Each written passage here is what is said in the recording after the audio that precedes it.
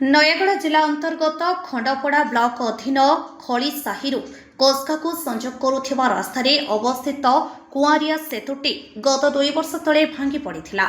फଳରେ उक्त रास्ता दे जानवाहन चलाचल बाधाप्राप्त हेबा सह अंचलवासी यातायात निमंते नाही नथिबा असुविधार सम्मुखीन होई आसुछंती। कुआरिया नदी उपर एक उच्चतम सेतु निर्माण निमंते खंडपड़ा पूर्त विभाग पक्षर उद्यम आरंभ होइथिले हें अद्यावधि सेतु निर्माण कार्य लगन वर्षा जोगु आगे पारुनाही। तेबे उक्त भग्न कुआरिया सेतु पार्श्व सर्वसाधारण गमनागमन निमंते पूर्त विभाग पक्षर एक विकल्प रास्ता बाईपास निर्माण करा जायथिला। एथिनिमंते 10 लाख ऊर्ध्व टंका व्यय होइथिबा प्रशासन सूत्रରୁ जଣା पड़िछि।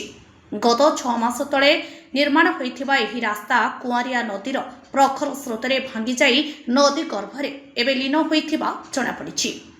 फଳରେ विकल्प रास्ता देई अपर पासेको यातायात संपूर्ण रूपे ठप हो जाइथिबा बेले सरकारी अनुदान अर्थ पानी रे पड़िबा सार होइछि।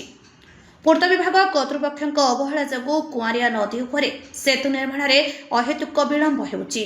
फଳରେ साधारण रे असंतोष प्रकाश पाइछि।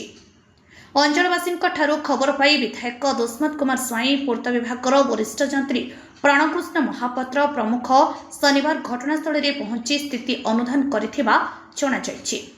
तेबे वर्षा ऋतु पर कुआरिया सेतु निर्माण कार्य किपरि त्वरान्वित हेब से दिगरे पूर्त विभाग उच्च कर्तृपक्ष दृष्टि देवाकू कोस्का कुंभारपड़ा रयती ढोलमरा बलभद्र प्रसाद पंचायतवासी दाबी करिसेंति।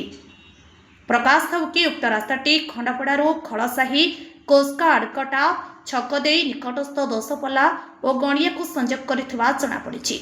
एथिप्रति राज्य सरकार दृष्टि देवाकू खंडपड़ा अंचल रे जनसाधारण दाबी करिसेंति। खंडपड़ारू सदाशिव पात्रଙ୍କ रिपोर्ट लिव लाइव ओडिया।